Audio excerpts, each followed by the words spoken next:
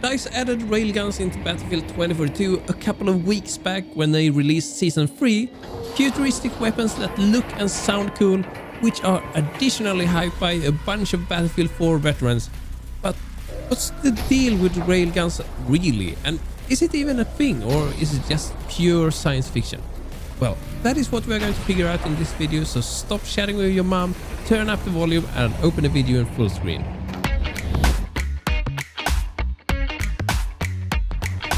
Now that we are fully focused, let's have a look at what a railgun is in theory, shall we? So first of all, I'm actually going to look at the more traditional gun. I'm not necessarily thinking about the handheld weapons, but all kinds of weaponry that uses a shooting tube to launch projectiles.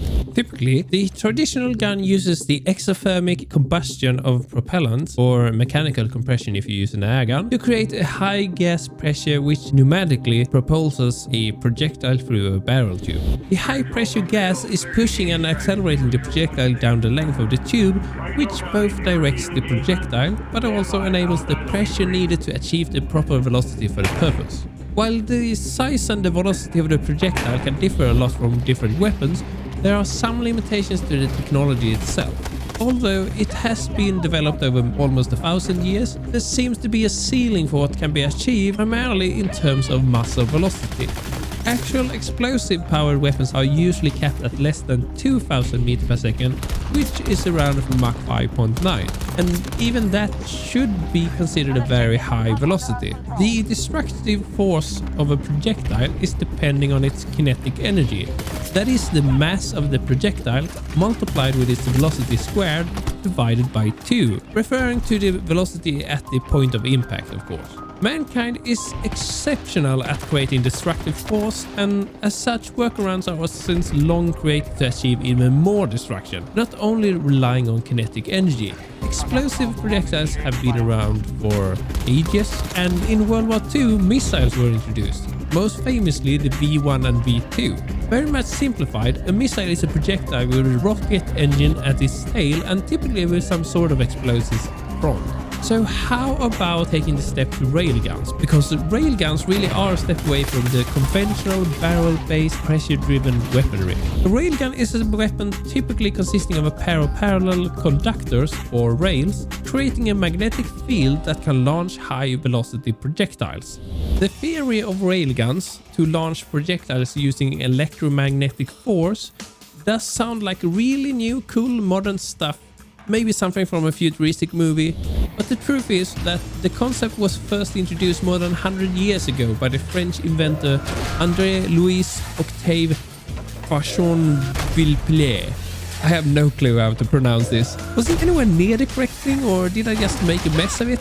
Let me know in the comments below, and while at it, do you like this video so far? There is this YouTube thing with thumbs up and stuff. Consider throwing a thumbs up for Zach. He and his channel needs it to grow.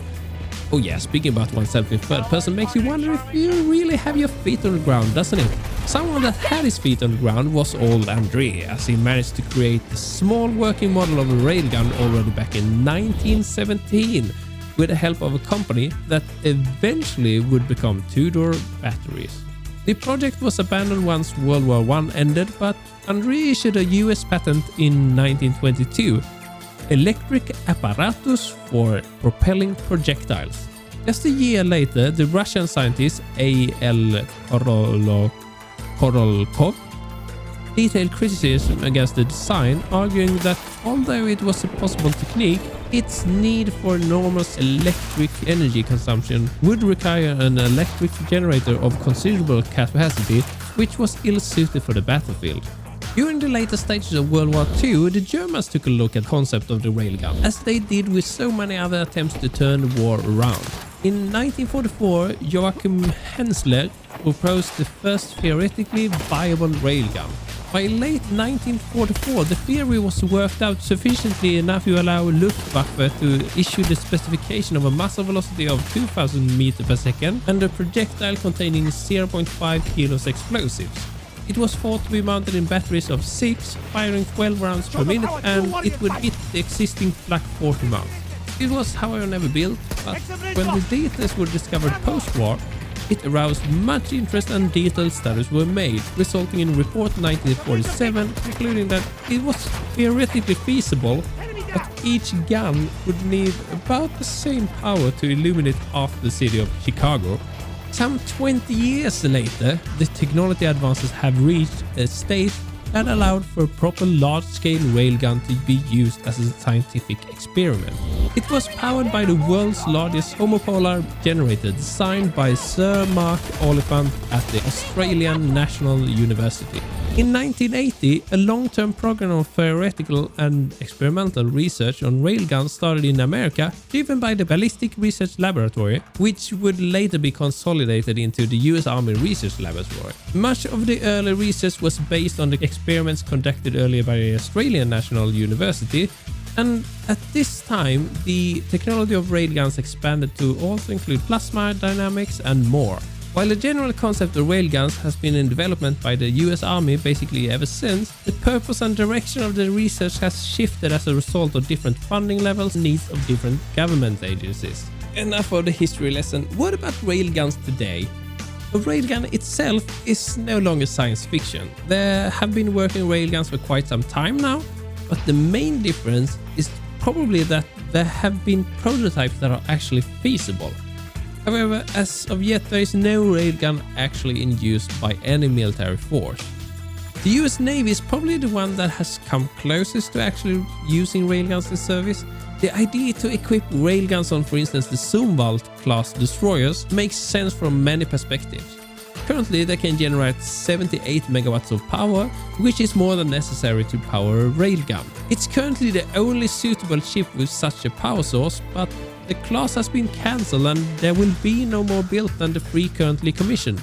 So, with such high requirements, why are the US Navy pursuing the railgun concept? What it all comes down to in the end is the equation of firepower and cost. The intended specification, that has been tested on land-based systems, launches 23 pounds projectiles with no explosives. The velocity of Mach 7 gives them 32 megajoules of energy, but typically the impact kinetic energy is around 50% or less of the muzzle energy. With the goal of 10 shots per minute though, the firepower is still very impressive. A single railgun shot has about the same muzzle energy as about 200,000 22 rounds being fired simultaneously. Apart from the massive firepower, there are other clear upsides with railguns. Since the ammunition is purely based on kinetic energy, the cost of producing such projectiles is very low. Just think about it, basically a lump of metal compared to various explosive projectiles or missiles. Just having lumps of metal also carries other advantages. They require less space for storage, and since they can't explode, they are both easier to handle as well as removing potential dangers in both peace and combat situations. Ever since ships started to use large cannon decks some 400 years ago, there has been a clear and present danger of exploding ammunition storage when in combat. To limit this risk, ammunition is generally stored away from the actual turrets, since they are weak spots in the structure, as well as targets for potential enemies. That of course means that in order to provide sustained fire, there has to be a system of transporting ammunition from the storage to the turret, which is a source of mistakes and potential risk. All this is simplified a lot by having projectiles that simply can't blow up in your face. If you play List in Battlefield 2042, you should be familiar with the feeling. However, in 2021, the US Navy proposed a budget for 2022 with no funding for railgun research or development. After spending about 20 years and more than $500 million on research and testing, it has now concluded that for now, the project is to be shut down. It doesn't necessarily mean that the US is stopping their railgun research, but the service area that has been the closest is no longer interested. Why is that? Extensive research has shown clear flaws of the railgun concept that needs to be sorted in order to be used by any military force. The first and major issue is the wear of the rails. While a normal turret of a cannon can be fired thousands of times without the need of a major maintenance, that is not the case with railguns. The wear, primarily on the rails, unnoticeable, and from what is publicly known, the rails can only withstand a handful of full power shots at best. It has been deemed that it's not possible with current technology to create rails that can withstand the launch accelerations of tens of thousands of Gs, extreme pressures and mega ampere currents required in sustained fire. Another aspect that has been taken into account for the shift of focus by the US Navy is that although railguns have vastly improved range and accuracy compared to more conventional cannons, they are outmatched by missiles. As in so many cases, the ability to fire at range without even having line of sight is of course extremely valuable. That is not something that can be achieved by railguns, even in theory. That doesn't necessarily mean that railguns are useless. One of the intended areas of usage was to counter missiles. Given the extreme velocity, there is definitely reason to consider this aspect. It has, however, proven difficult to create necessary guiding systems that are required to accurately shoot down incoming missiles. I haven't focused a lot on the US Navy and the US as a whole, as is easily done when sitting in Western Europe. What about the rest of the world? America is by far the largest spender on military resources, according to the Stockholm International Peace Research Institute. The numbers from 2022, which reflects the year 2021, shows that US alone spent 38% of the global spending on military resources, with some 800 billion US dollars. The US managed to spend such vast amounts of money without conducting any real war efforts at the moment tells a lot about the research and development being done.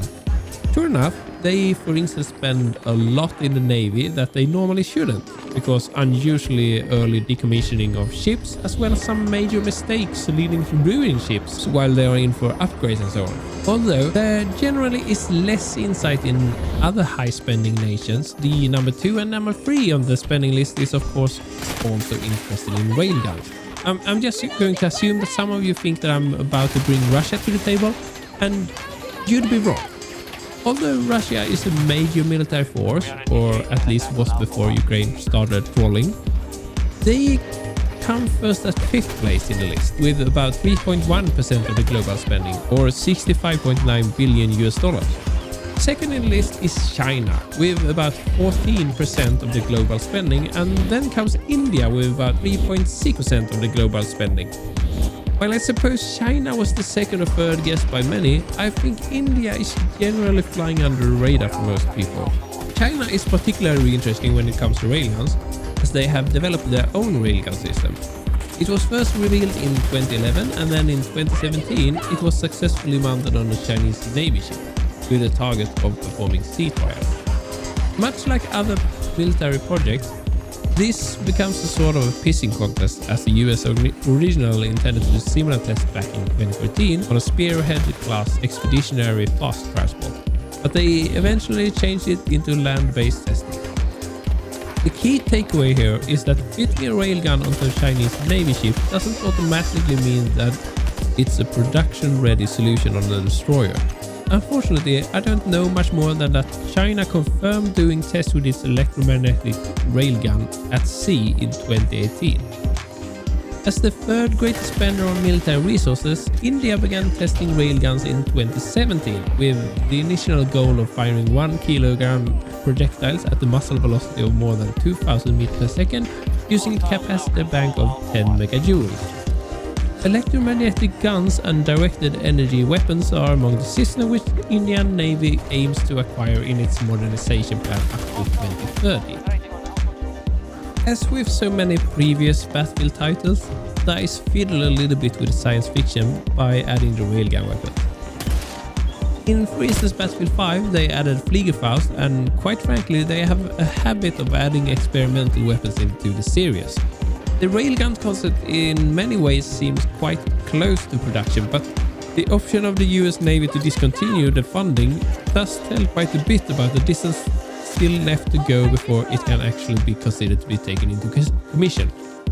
Less futuristic weapons still often have testing times for several years, with just about the final design before being taken into commissions. So to see railguns being deployed in any military force within 20 years isn't very likely. Although many things happen fast in our world today, military development isn't necessarily one of them. Saab is really trying to step it up when it comes to the development of fighters, with a very short software development cycle for the Gripen airplane, cutting what normally takes years to weeks and months. But even so, it would require quite a eureka moment to solve the issues that the railgun has today, even if there have been ideas of plasma railguns and other solutions. I haven't talked anything about the handheld railguns, and well, the reason is mainly that today it would be too cumbersome to power the bad boy and the recoil would be significant. But with that said, as long as DICE works within weapon systems that are at least in theory are plausible, I still think it's fine to dabble a little bit with science fiction. It's a fine line though, no less because they of course intend to render current weaponry redundant. When it comes to railguns in Battlefield 2042, I think they're fairly balanced, but let's have that discussion in some other video. Hope you enjoyed this little dive into railgun theory, history and present. Cheers!